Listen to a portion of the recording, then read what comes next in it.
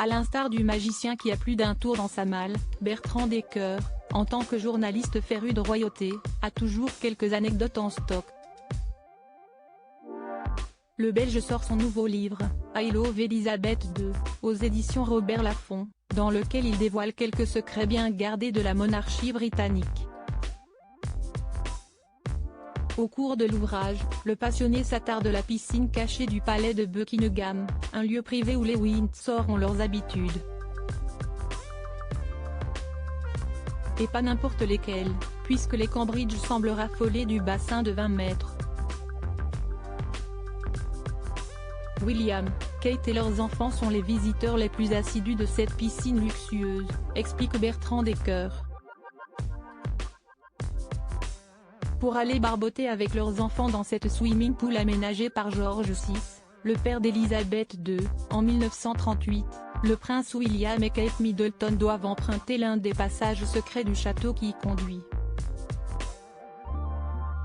Selon le magazine Hello, c'est dans cette piscine secrète de Buckingham Palace que George, Charlotte et Louis auraient appris à nager, et auparavant, Elizabeth II et sa sœur la princesse Margaret. Un cadre sublime à l'abri des regards où la fratrie a pu faire ses premières brasses.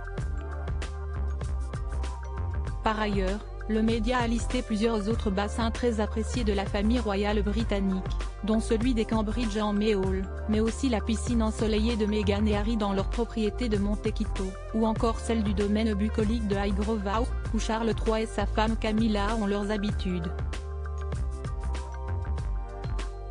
De quoi éviter aux membres de la couronne de se croiser en allant piquer une tête. Supérieur à Kate Middleton et William, retour en images sur leur charmant après-midi en famille aux autres bien méconnus des Cambridge pour se dépayser, ou simplement se ressourcer quelques jours, le prince William et Kate Middleton n'ont que l'embarras du choix.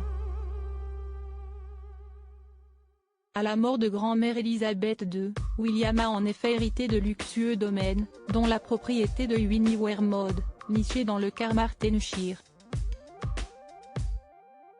Possédée par l'ancien prince de Galles désormais roi, Charles III, cette demeure est donc revenue à William après le décès de la reine.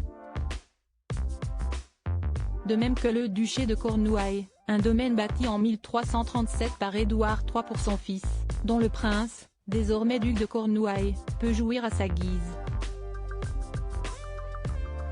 Article écrit en collaboration avec 6 médias. Crédit photo, Julien Burton.